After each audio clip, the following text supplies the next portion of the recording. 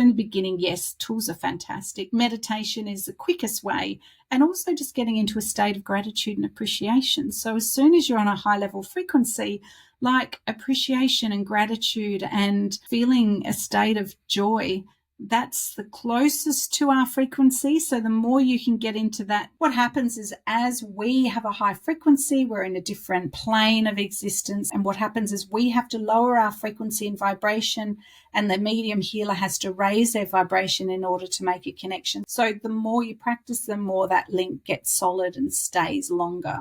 Welcome to Galactic Guidance, the show that channels the wisdom of beings from higher realms. Join us as we tap into the cosmic consciousness and receive messages of clear guidance to help us navigate our spiritual evolution on planet Earth. So sit back, relax, and let's connect into the higher frequency.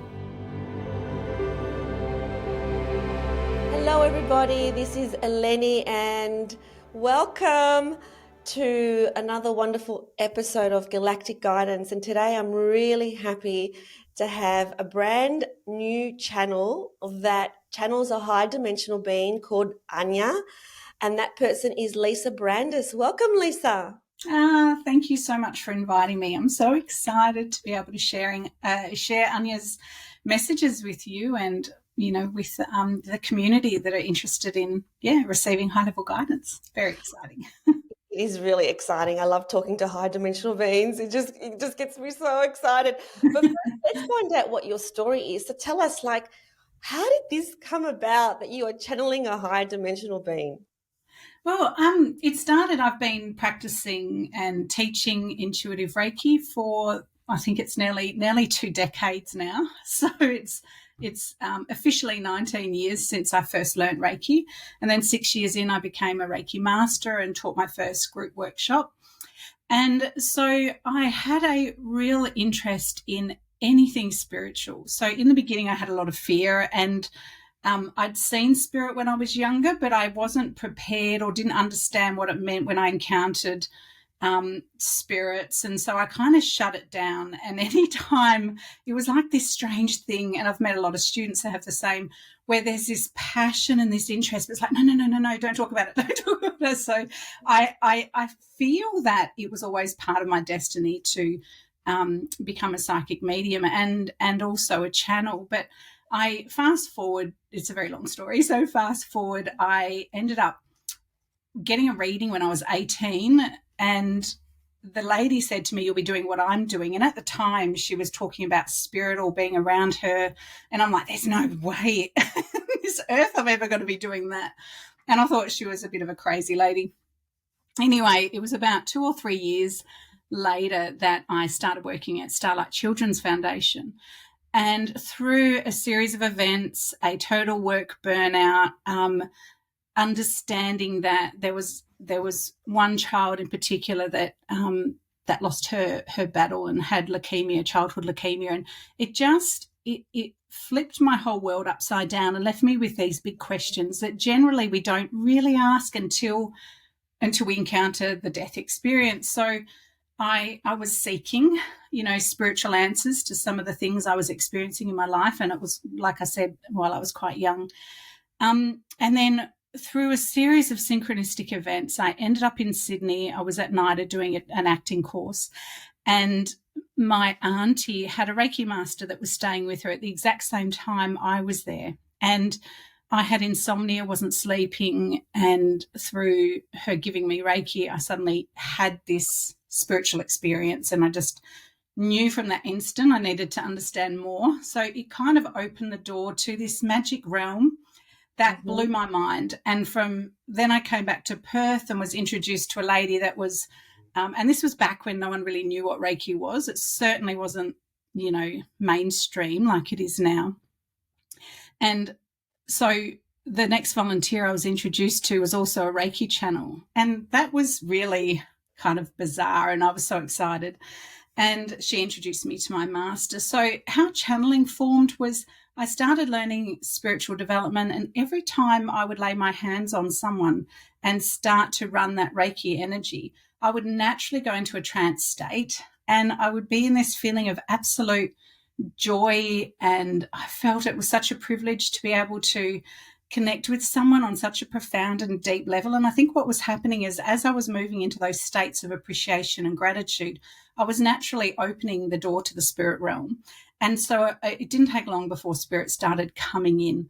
And through working one-on-one with my master, we addressed all the fears, and it was only just a misunderstanding. I didn't understand what was happening, nor how to communicate with spirit, nor how to open and close the door, so that I was in charge of when they would come, because there's nothing worse than spirit coming into your environment when they're uninvited, and it's not at a time that suits you. So once I learned that I could control that, and then through an attunement experience, when I was attuning, it was a group of 6 students, and what would happen is, as I would be attuning the group, the energy would be getting higher and higher, and I, by this stage, had been telepathically communicating with my guide Anya, and I'd wanted her to come through and have a direct experience, which is what I call a direct trance experience, where I kind of move aside and she comes in. And so I was hearing her in my mental, in my kind of telepathic thoughts. She was saying, "I'm ready to talk to the group now, Lisa." And I'm having an argument with her, like, "What are you going to say? What are you going to say?" And she said, "Just, you trust me. It's okay. Just, if you're okay to surrender, I will have a conversation with the class." And, I had a little bit of a battle with her. And in the end, I'm just like, "Oh, fine, whatever." And I just opened, and it was just an energy yes. And then she came through and channeled the most incredible message to the students. And we were all in tears at the end of it. And the feeling that I experienced, it was euphoric. That's the only way I could describe it. Seeing from her perspective gave me insights into the group that I was with.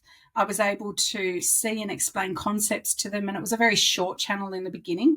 But and after, she kind of, when I felt her essence and energy leave my body, I was just in this state of awe, and I'm just like, I want to do that again. And so it became my passion to learn how to channel. So every opportunity, I was asking my mediumship teacher to teach it, but she didn't have that skill. So I found, and this was going back about 10 years, nobody knew how to teach me how to do it. So I had to learn the slow, long way through Anya teaching me. And it was just through, I learned that was like a gateway for me when I was attuning students. I naturally felt a synergy with her energy and would blend and be able to channel. So probably for about 2 years I channeled that way. And then bit by bit I started bringing her through in individual sessions. And then, as you know, Eleni, we started doing group channeling sessions. So, and it's evolving from there. I love it. So I have a question about, you said that you had already by that time telepathically communicated with Anya. Yeah. So you say it as if it's nothing, you're like, oh, and by that time I was speaking to the neighbor. It's like, so how did that happen? It happened through doing psychic development classes. So I'd had spiritual experiences that would happen in between that wake and dream state. So I saw spirit standing in my bedroom, and then terrified me. So I remember screaming and just knowing that it wasn't a dream, but it was dreamlike. And what I now know is that's because my consciousness was in that waking, sleeping stage, and the two worlds kind of merge in that space. So as I became more physically focused by screaming and turning on the light and having that reaction, spirit disappeared. It's not that they disappeared, it's that I lost that connection with that. The veil thinned, and there was no thinning of the veil anymore, and therefore they were gone in my reality. That's because you were like, your level of awareness went to a different level, and therefore you couldn't connect. I was in their dimension, yeah. So as I was coming out of that weekend, that sleep state, I was basically in their realm. And what I learned is that when there's a desire, even if you're afraid of spirit, when there's a desire, I was like putting out this light, even though at the time I'm saying, don't come, because I was quite afraid. I was actually, my light was attractive to the spirit world. It was like literally like, so as you know, with hypnotherapy, it's the energy that we put out. So my focus was on the spirit realm a lot. So I did one-on-one psychic development with a psychic medium, so that was for 2 years. where we basically released all the fear and had spiritual encounters that I remember the very first time I had a conversation with a spirit, and it was one of the children that had passed away at Starlight. And it was this. Have you got time to hear the story? Do you want to hear the? Sure. Absolutely. He basically came into the elevator as I was leaving for the day, and that was really odd because the Ward 17 kids, they were teenagers. They weren't supposed to leave. They weren't just allowed to leave the ward and wander. And so I remember thinking, oh, that's odd that he's coming into the elevator. And he gets in and he just looks me in the eyes and he says, I just want to say thank you.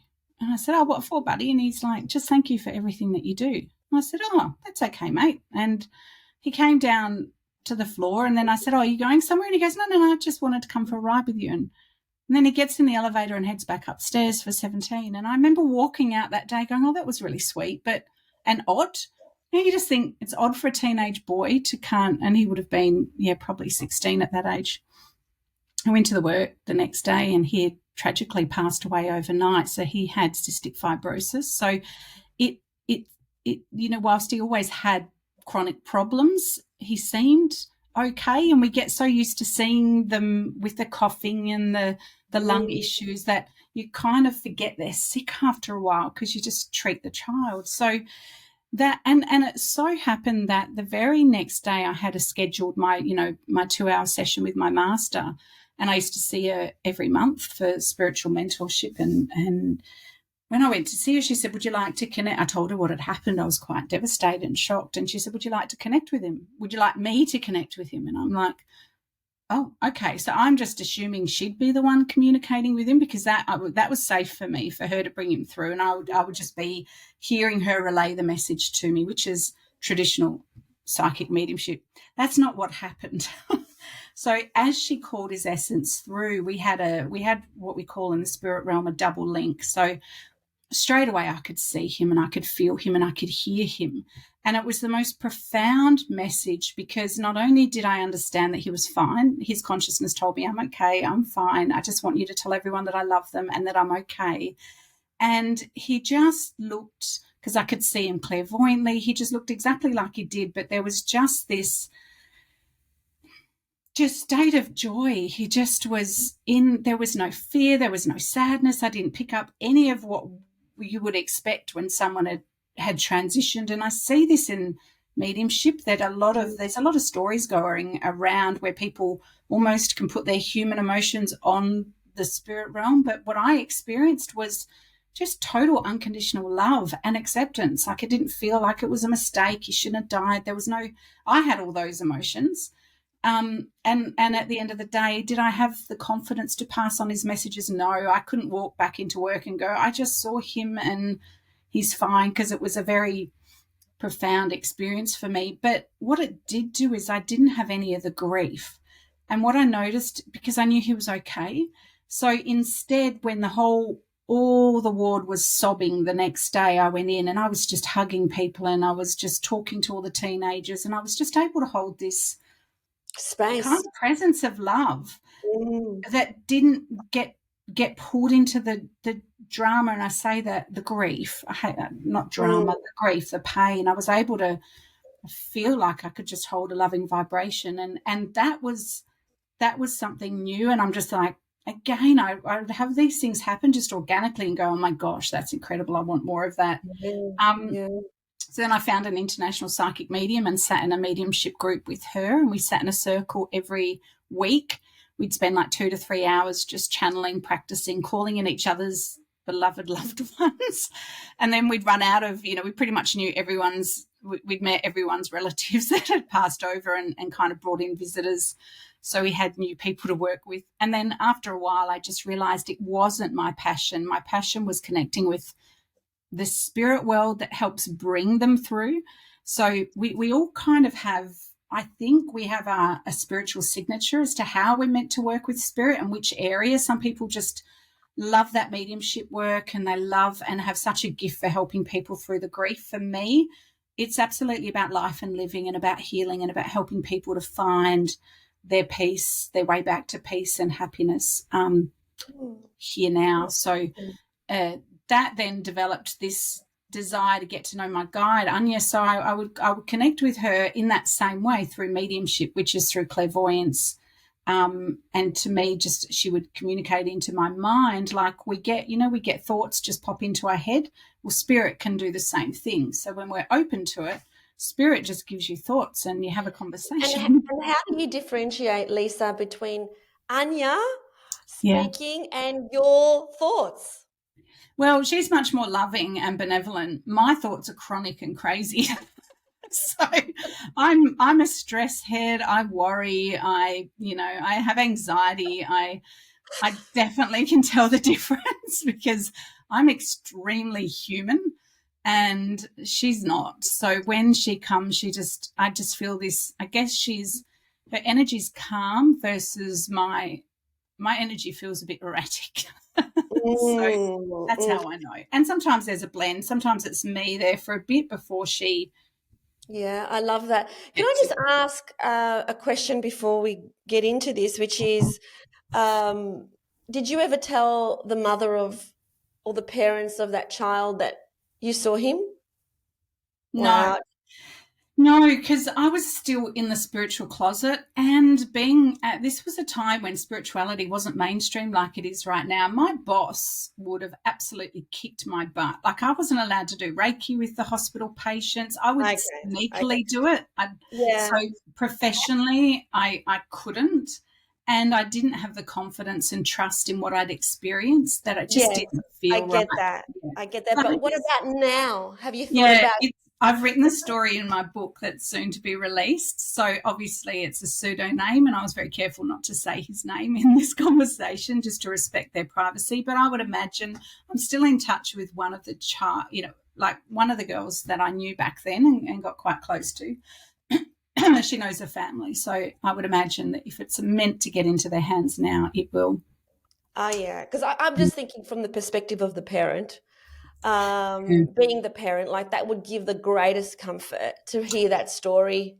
Yeah, absolutely. And I know that now, but this was 15 years ago. So yeah, it's, yeah. But now, like even now to find them, to send them the book, to say that child's name is your child.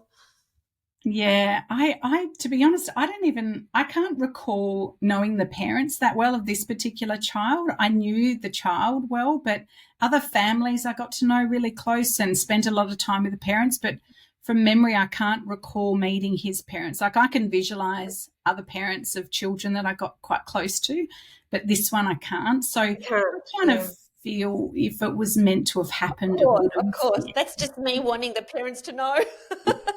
I know. There's so many psychic mediums out there that I prefer, rather than asserting what I know and what I experience on others, I really respect people's privacy and I kind of would rather people come to me than me, of course. Kind of go, I've got a message. Yeah, can I share it? Absolutely. So when, through the years, I imagine that there would be people in your own circles that you would know that may have passed. Yeah. Do you want to connect to them?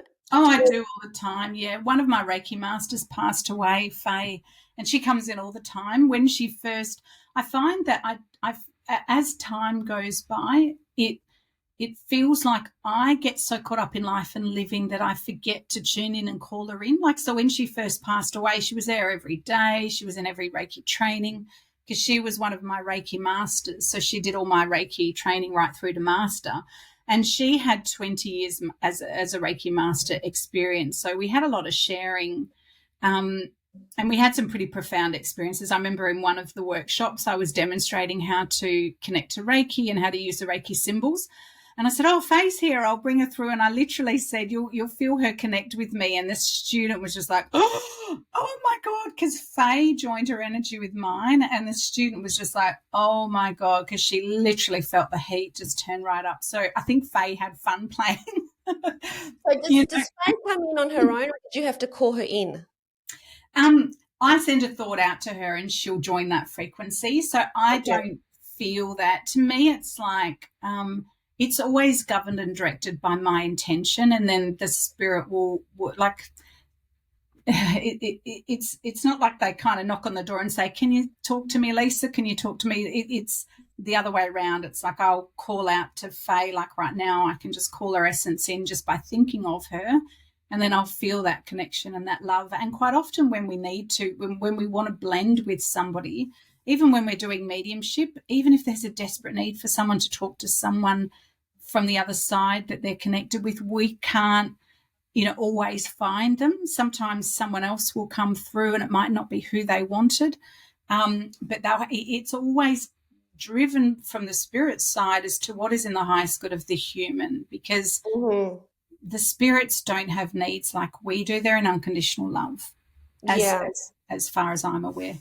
Do you ever have like mischievous spirits like coming in unannounced, uninvited?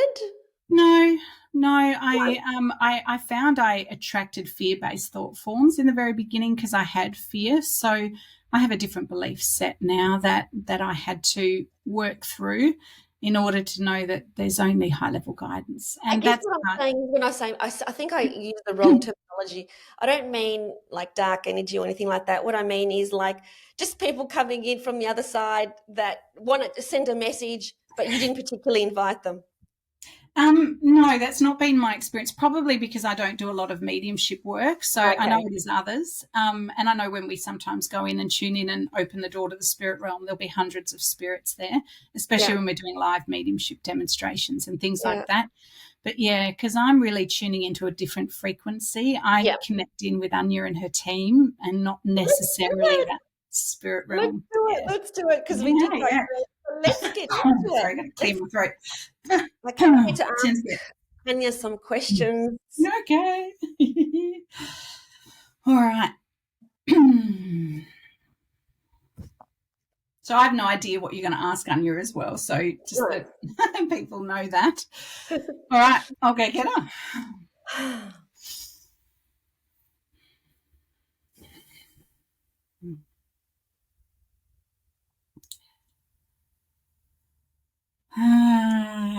We've enjoyed walking through memory lane. We have been a part of Lisa's experience for a long time now, and we are so excited to be able to blend with her energy. And thank you, Eleni, for making this partnership and this arrangement so that we can have an opportunity and a platform with which to share. Lisa needed a little encouragement, a little support to be able to create the time and the space for this encounter. So we want to start by saying thank you to you. And also we're very excited by what we'll be able to bring through in this exchange. And our desire is to bring guidance to help people live, in alignment with what is in their highest good. It is my greatest honour that you are here, Anya. And really, really, really honoured that you're here to have this conversation with us. So the first question that I would like to ask is just so that we all have context in terms of who you are. So what dimension do you live in? Where are you? Are you a physical being? What planet are you on, if you are? Can you tell us a little bit about you? This is something Lisa has been asking us for a long time, and we've been very mindful of not giving her those details. So we'll answer as much as we feel is relevant, because what we've found with humans is that they can therefore go and start looking into context that doesn't really represent the frequency that we offer. So we are non-human beings. We are a galactic race that is here. We represent a group consciousness that has come through in singular form. We say this in a way, we're giving Lisa an energy imprint so that she can help us to describe it in a way that you will understand. But think of it like a group of energetic beings that is being condensed down into one frequency, which is, we say us, or we say us so that you can differentiate between the me that is Lisa and the us, for we are a collective of consciousness that is here to bring through teaching, insights and information. And we really love that Lisa is a conscious channel creating with us through you, Eleni, and also reaching out to those that are watching and hearing this message, so that in real time we work with healing energy, healing frequency, Lisa has seen us as blue benevolent beings, so she's aware that we also have a healing team that is a part of this and a teaching team. So at any one time, Lisa will usually be tuning into one frequency or a part of our energy as we hold quite high vibration, and so it can be very overwhelming at times. We have to bring through different radiant frequencies based on what is called forth from us, from you. Yes. That's probably about as much as we want to share. We don't want to give labels and names. All right. Yeah. Okay. So I won't pursue that line of questioning, given that you don't want to disclose it. We did have Lisa channeled us once, and we gave her strict instructions not to Google the term that we gave her, and exactly guess what she did straight after us saying, and the reason being, and we'll say this now, is that because every channel that channels consciousness will interpret and will bring through the essence and the energy of that being through the filter of their human consciousness. So therefore it will be different, and it will be deciphered and filtered differently, not only through the channel, Lisa, but also through you, Eleni, and your experiences and your essence. So we create a brand new form. We create a different form as we are channeling through you and Lisa than when she's channeling through other forums, whether she's doing it one-on-one through her healing sessions or whether she's doing it through her Reiki class, because again, we're working with healers there. It's a different type of frequency and energy that we bring through in that form. So Lisa got off the connection or the channel that we had at the time, and the first thing she did was Google that term and sent herself on a path that led her astray for a while. So that's why we don't want to share it with you. Fair enough. That's absolutely fair enough. Mm-hmm. So for the rest of us, many of us, I know that there are many people around the world that can channel, and they have got that, the gift of being clearly able to hear from their channel. But with the rest of us that are struggling with making connection that is obvious. So I know that we all channel without realizing that we do, but how can we make it more obvious to us that we are channeling? I've been wanting to, as an example, I'll use myself as an example. I've been wanting to channel now for years, and have been wanting to see something, have been wanting to hear something, and I'm really still not feeling like I have been able to achieve this. What can the rest of us do to connect with our mentor in spirit? We found that the fastest, it's a surrender and a control issue, you see. So it takes a lot of trust, which is only developed over time. So when we first connected with Lisa, she had a lot of conversations with us internally, just like you do when you think a thought and think something over and ponder a question. Instead of thinking and answering herself, she would ask us our advice and our guidance. So she would be asking us questions and then essentially having a conversation with us, and not just always with us. She worked with another guide before we came through.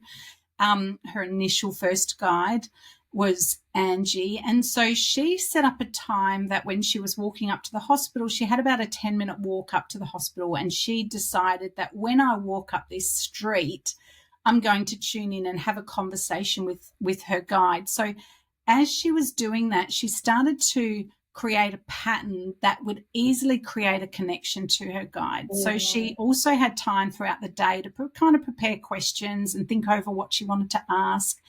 And it was normally very, what we would suggest, the ordinary day-to-day problems. Like it wasn't, and I think sometimes that's easier, like, looking at different, which way should I go to work? Which pathway should I take? It's just having those little opportunities of aligning to the guidance and understanding that there's this internal connection that is through the feeling center that you engage with that insight, that understanding. So knowing that you can is the beginning. Is that, most humans aren't taught that they have a connection to a benevolence, that it's an innate part of our brain's wiring to be able to do this. So every single human being can channel, and they can be taught how to. But what we found is all that is needed is the desire. So the simple fact that you have the desire, Eleni, means you can, because you want to. So therefore, it's like anything in life. When you have an interest in a topic, we suggest that you learn from those that have gone and walked the path before you, because they'll be able to share with you a variety of different techniques that worked for them. So it's no one size fits all. Lisa, for instance, works a lot with angel cards, because they get her out of that logical mindset, out of the analyzer, and tip her into the creative mindset. So she's very visual, so she'll respond really well to images on not tarot cards, on angel cards. She prefers oracle decks. And they allow her to tap into that creative center. So it's almost like, as the human steps forth to us and using that right brain, the creative center, getting curious, starting to build a playful type exchange, we can come in on that. I think what happens is the blocks come from expectation. When we expect too much, it's almost like the mind becomes too active, and the mind needs to surrender in order to let this exchange happen.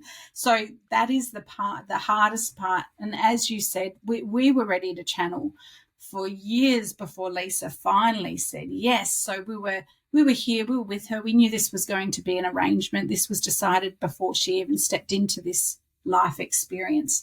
So we don't have time like you have time. So therefore we hold frequency where we're ready, always there for Lisa, and then she decides when she tunes into us.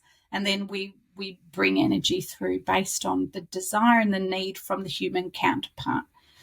Does that make sense?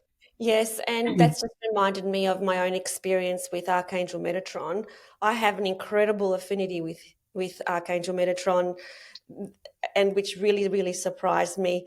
And when I ordered, that was the very first deck that I ever ordered. And when it came through and I was opening the box, I started crying uncontrollably, not understanding why I'm crying. And I just felt the energy of Metatron. And even now when I say the name, I start to feel the energy come up. And then when I ask a question, which I do daily, and I pull a card, I know that I'm connecting in, because I can actually feel a huge energy. And interestingly, when I go away and I don't take my card deck with me, I miss him. Yeah. And I he's actually always with you. He's not actually contained within the cards, but the cards act as a doorway. So the best way we can describe oracle cards like this, and there's no mistake that you found that deck, and that you are working with his essence and his energy. And we've worked, and Lisa has worked with Metatron before. He comes in and comes out. So we have an arrangement with him, but he's not part of the main guidance that we work with through Lisa. With the oracle deck, that he channeled his frequency and his message through the author of that oracle deck. So she did the work. We work in multiple ways with multiple humans in order to create doors that open to the spirit realm. So if you think of it like a signature, that as soon as that information was channeled through her, she expressed it into form, into writing, language, and then she brought an artist in that would depict the frequency. As soon as you read that card, even touching that card, the door to him opens. So it takes the work out of it, and people feel like, but it's too easy. It can't be right. It's too easy. The amount of people that have dismissed their spiritual connection, and Lisa was huge with this because it was a natural gift. She dismissed it and didn't think she'd worked hard enough to have our connection. So she made it more difficult. Yeah. So it's a gift, and there's multiple ways that you can have that. And then what we ask is that read the card, read the message, because the card was chosen by you for you, and then play with the message. So it's a stepping stone. The card is a stepping stone to more, and then that's when his frequency will come in and deliver a specific message to you, rather than a general message that you'll pick up a part of that resonates. Then you can get that part and go, okay, how can I apply this in this situation? and maybe even choose another card. So sometimes you'll feel like you'll just get that pull to go, I need more information. Does this make sense? Yes. So what you've said so far is, in terms of connecting with our guides, there's a couple of doorways. One is just to be consistent, and you gave the example of Lisa, with her 10-minute walk, to have a consistent time, maybe every day, where at that point you want to connect in. Another way is with angel cards or oracle cards or tarot cards. What would be, and also to surrender and to trust that we all have guidance and we all have the ability to channel. Is there any other specific guidance that you would have to make contact with our guides, so that we do know that they are there with us, they're here with us, and that we are not alone? What else can we do to connect in with them?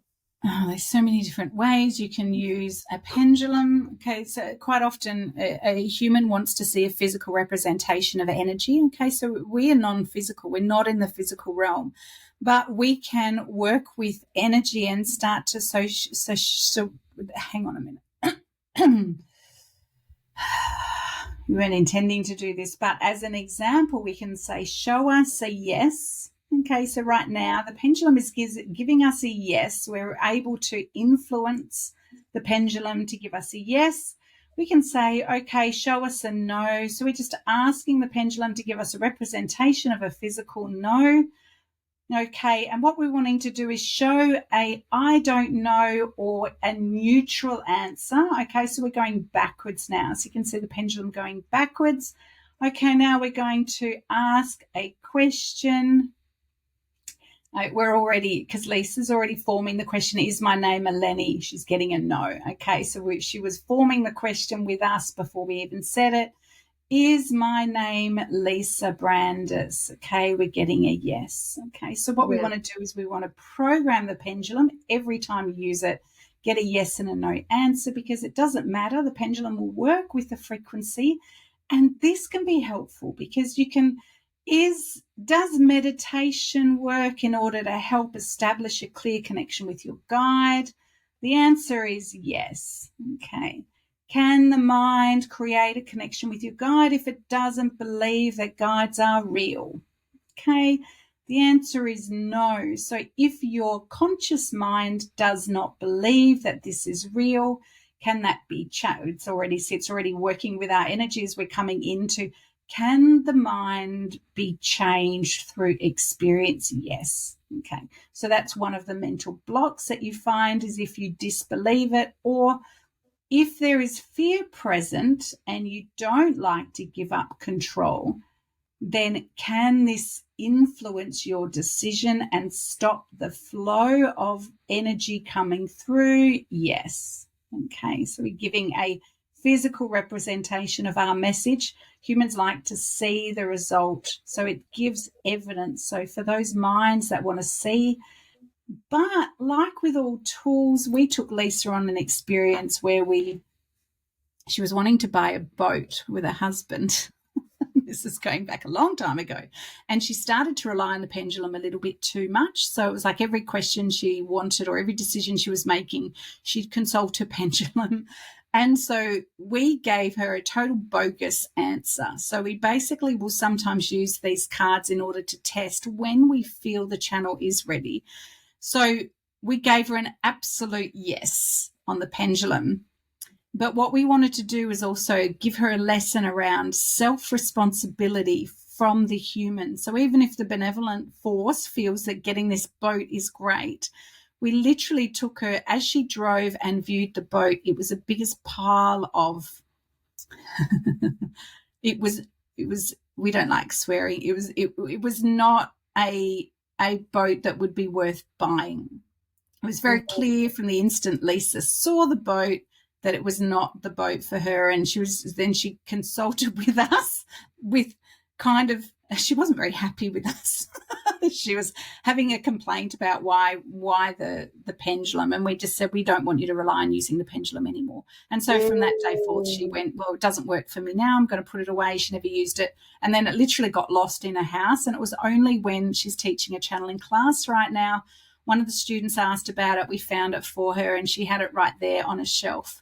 And then we were able to use it as a demonstration tool in the Learn to Channel class. So again, tools are really helpful. Angel cards are amazing and helpful. But if they take you away from or disempower you as a human being to make the choice, then we will lose it, or we will encourage you to find a different tool or something to replace it. So we don't like channels or mediums or healers, psychics, spiritual teachers. We don't like them to become too reliant on any one tool, because again, it sets up that disconnect. So they start, even as we've been working with clients of Lisa's, one of her client in particular was very clairvoyant, and she came in complaining because her clairvoyance suddenly disappeared, and we came through and told her it's so that she could heighten all of her other senses, because she become so dominant with the one clairvoyance that she wasn't open to different ways in which the benevolent guides that she was working with could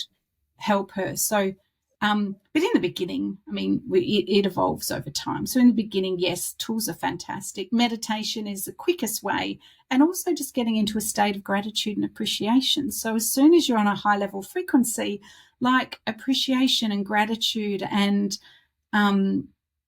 feeling a state of joy, that's the closest to our frequency. So the more you can get into that state of just positive energy from in the human form, the quicker you can resonate with those frequencies, the closer you are to us. So, and energetically, and of course, the biggest one we haven't said yet, we're leaving the best till last, is Reiki. Okay, Reiki is how it automatically puts you into an unconditional field so that you can connect with yourself and others on a love frequency and a love vibration. So what happens is, as we have a high frequency, we're in a different plane of existence. I'll just leave it at that. And what happens is we have to lower our frequency and vibration, and the medium healer has to raise their vibration in order to make a connection. So initially, sometimes you get little bits of information and it's like, oh, I got an insight. And then as you try to get it, it's like your mind gets in the way and starts to decipher the message, and you drop your link.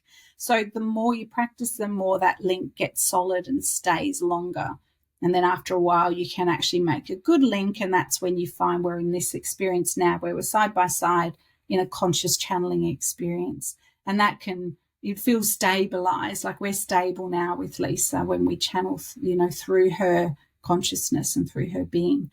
Although when you've exchanged with her, when you're talking to her human part, it doesn't feel that way for her at all. Yes. Because we're in the driver's seat right now. So we have a different view of her capacity to channel than she does. It explains a couple of things. When you're talking about the pendulum, it explains to me why I definitely got some answers that were not correct. Because I got the message that I was depending on the pendulum. I actually got that message.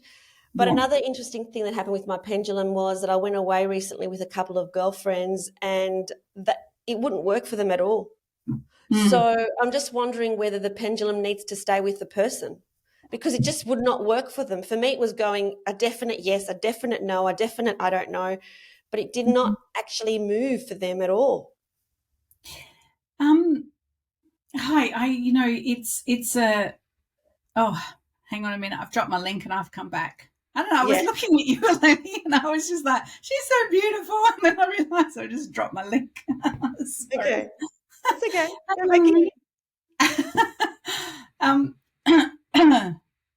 Hang on, I'll bring it back.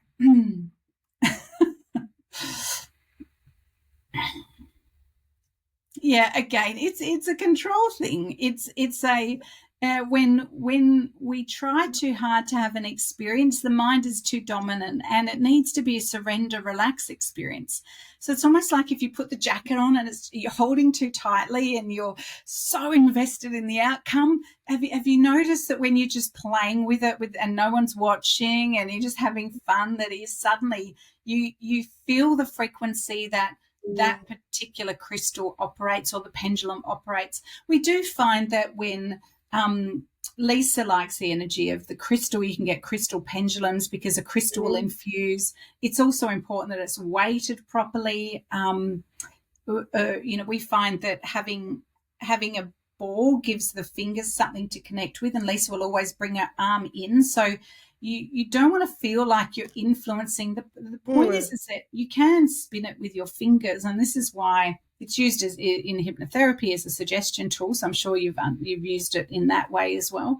So the key is to clear your mind of any way, like not having an opinion on the question you're asking. So if you're learning how to work with pendulums, we suggest that you use a pendulum to answer somebody else's question rather than you trying to answer your own, because your own desire gets in the way. And then as soon as you do that, you know intuitively that you're influencing the answer. As soon as you know that, you understand you're out of integrity, and therefore you get mixed messages, and this is even when the subconscious mind has an opinion or has a desire, you know there's an influence there. So you need to be able to drop you've got to become neutral. You've got to become neutral to what the answer is. And that's difficult. Very difficult for humans to become neutral. Absolutely. Especially if we were to ask you to use a channel to say, do I have the capacity to channel? Right? That's a weighted question for you. So the fear would be, what if she says no? What if it says no? What if it says no? So of course what will happen is you'll have a direct experience that will either be contrary to what it is that you're really desiring or confirming your great fears. So it's very hard to be neutral. We do have another game that one of Lisa's friends showed her, which is a fun way that if you get a piece of paper and you write the question down, you write the answer, yes or no, or, just a yes or no answer. Create a cup or put something on the floor, screw the answers up, ask the question, throw the paper, and whichever one lands the closest to the cup or the crystal or whatever you're working with is the right answer. But we always ask you to tune into, which one you want it to be. So we use it to kind of trick the consciousness, because sometimes the unconscious wants something, but the conscious mind is getting in the way with the programming. So it's a way of kind of tricking the mind. It doesn't work if you know. So for all those of you that have watched this, it won't work now. You'll be on to us as to what's happening. So, but you intuitively know what's right for you. You'll feel it, or you'll get the answer you didn't want and feel that sense of disappointment. That's the truth. But quite often that very first instinct that comes through, that first insight, the first is the yes, but then the conscious mind comes in and will give all the resistance, right? So it's and as you work with thousands of people, working with the mind and the consciousness, it's something that is very well worth deciphering and healing and changing some of those beliefs that don't serve, humans moving forward. That's an area we're fascinated with helping people with too. Thank you. This has been a fascinating discussion, Anya. Is there any final words that you would like to bring in before we bring Lisa back completely? We're just grateful, and we just want to say thank you so much to you, Eleni, for your love and your passion, because we could feel at the instant you were given the insight to have this exchange and to be able to bring our information and wisdom through. And our passion really is to teach people how to channel and how to connect with their guides so that they can make choices and fully integrate in an empowered way what is right for them, and to be able to choose that for themselves. So it is definitely a great synergy here. So final words is just have fun, play, and enjoy the experience. And we can't wait to see you next time and to answer any questions that you have. Thank you. Namaste. My pleasure.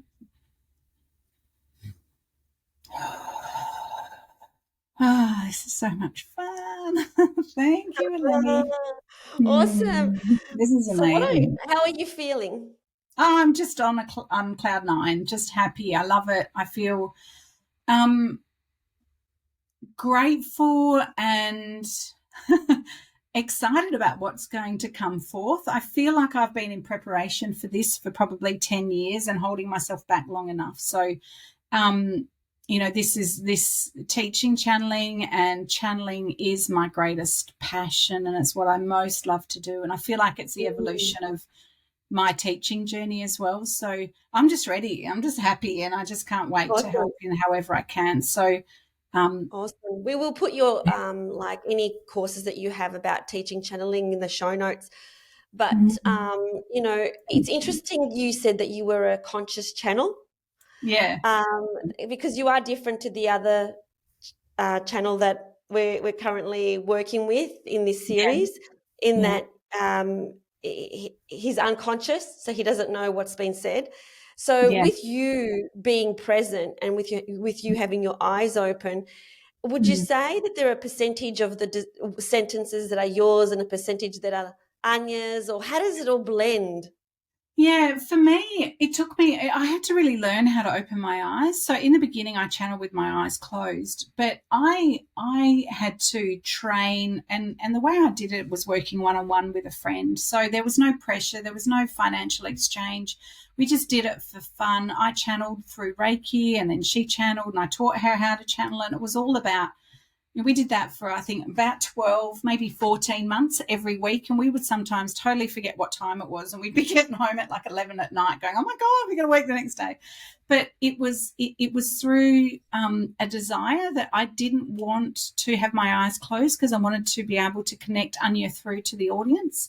So and what would happen is, in the beginning, when I'd open my eyes, I'd come back straight in, because I'd see whoever I was talking to. So I had to be able to learn how to hold that frequency where Anya could still be present and I could be seeing the physical world.